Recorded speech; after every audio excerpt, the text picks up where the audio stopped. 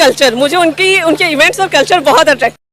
मेरी तरफ से 7 सलाम सबकी। प्रधानमंत्री मोदी ने अगर कहें तो छुट्टी कर दी है। 1 करोड़ इंडियन यूथ को एआई ट्रेनिंग। मोदी जिंदाबाद, अभी आवाज लगा दो। आज अगर आप मोदी के नारे पाकिस्तान में लगा रहे हो। मोदी है तो मुमकिन है। मोदी है तो मुमकिन है। Let's remind our viewers that these are Independence Day celebrations that are not just limited to one single day. The key thing is that he is to be learned from.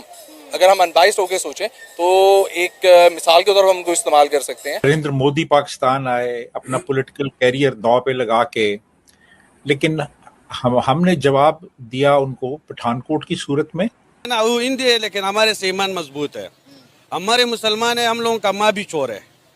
बड़ी बड़ी बात कह दिया। इसके अलावा जो दहशतगर्दी हमने की, आप देखिए कि हमने पुलवामा किया, हमने उड़ी किया, हमने पठानकोट किया, हमने पार्लियामेंट पे अटैक किया। इंडिया 2024-7 की बात करते हैं, 2047 की, तब तक 100 गीगावाट न्यूक्लियर एनर्जी कैपेसिटी का जो टारगेट है और अगले 1-2 साल में 7 से 8 सेमीकंडक्टर प्लांट्स एस्टेब्लिश करने।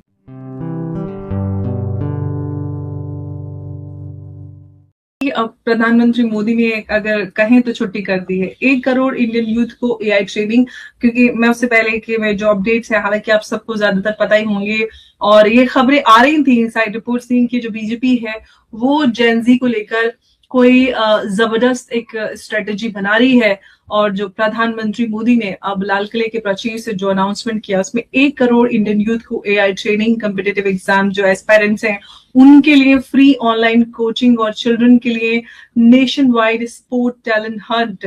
ये सारा कुछ यूथ ओरिएंटेड जो है, सब जेनजी, जेन अल्फा, सबको प्रधानमंत्री मोदी ने एक साथ संबोधित कर दिया। और दूसरी तरफ इंडिया 2024-7 की बात करते हैं, 2047 की, तब तक 100 गीगावाट न्यूक्लियर एनर्जी कैपेसिटी का जो टारगेट है और अगले 1-2 साल में 7 से 8 सेमीकंडक्टर प्लांट्स एस्टेब्लिश करने का जो एम्बिशन है। तो सवाल कई सारे हैं और सबसे बड़ा सवाल ये है कि ये जो अनाउंसमेंट है ये एक इलेक्शन स्टाइल प्रॉमिस है या फिर इंडिया के जो इकोनॉमिक ट्रांसफॉर्मेशन है उसका एक सीरियस एग्जीक्यूशन ब्लूप्रिंट आप सबको नजर आता है।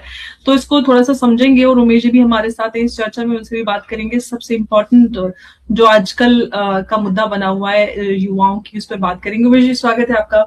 जय हिंद, नमस्कार। जय श्री राम अंबर जी।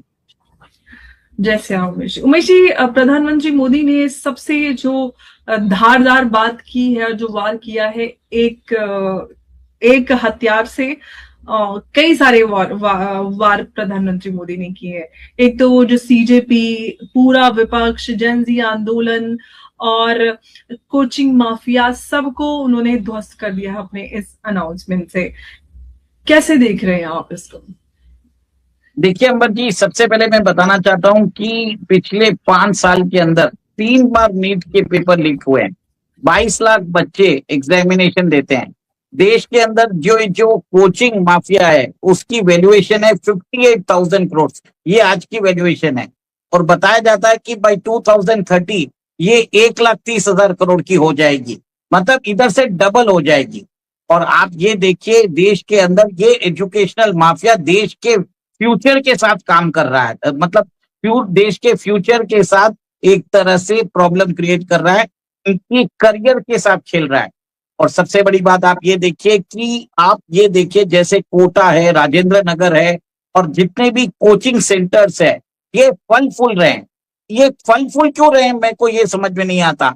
आप 10th की एग्जाम देते हो, आप 12th की एग्जाम देते हो, उसके बाद आपको बोला जाता है कि कॉमन CUET टेस्ट देना पड़ता है, आपको प्रोफेशनल एग्जाम की टेस्ट देना पड़ता है।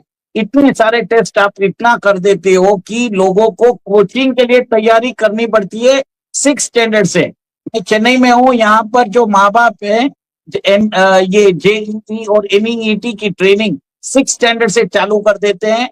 और आप ये देखिए, देश के अंदर तो ये जो ट्रेनिंग है ये स्कूल के अंदर चालू हो जाती है। उसके बाद JEE NEET का ट्रेनिंग होती है। फिर आप देखिए, आपके नॉर्दर्न साइड में मैंने देखा है कि UPSC हो और बाकी बैंकिंग, रेलवेज के लिए एग्जामिनेशन के लिए कोचिंग होती है।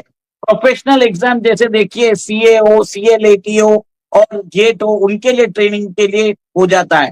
फिर अंबर जी, जो अगर समझ लीजिए आपको अब्रॉड जाना रहता है तो आपको आइलेट्स टेस्ट वो है, इंग्लिश प्रोफिशिएंसी टेस्ट होती है, तो लैंग्वेज और स्किल ट्रेनिंग के लिए अलग से कोचिंग सेंटर चल रहे हैं।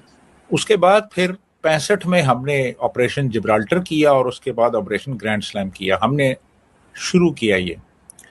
फिर 71 में हमने इंडिया पे अटैक किया।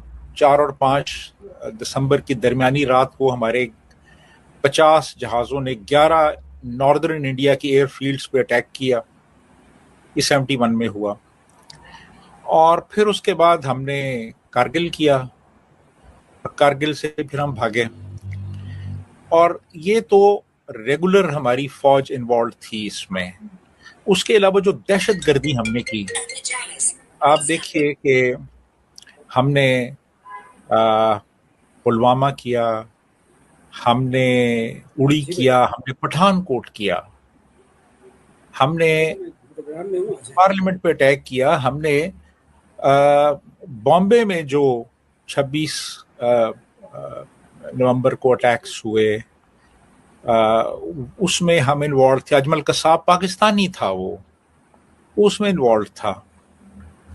इसके बरक्स आप देखिए कि वाजपेयी भी पाकिस्तान आए, नरेंद्र मोदी पाकिस्तान आए अपना पॉलिटिकल कैरियर दांव पे लगा के, लेकिन हमने जवाब दिया उनको पठानकोट की सूरत में और बॉम्बे अटैक्स की। ये जो पठानकोट और कारगिल हमने, जब वाजपेयी आए तो कारगिल हमने किया और जब मोदी आए तो फिर पठानकोट कर दिया। स्वागत है दोस्तों आप सभी का निक न्यूज़ भारत में।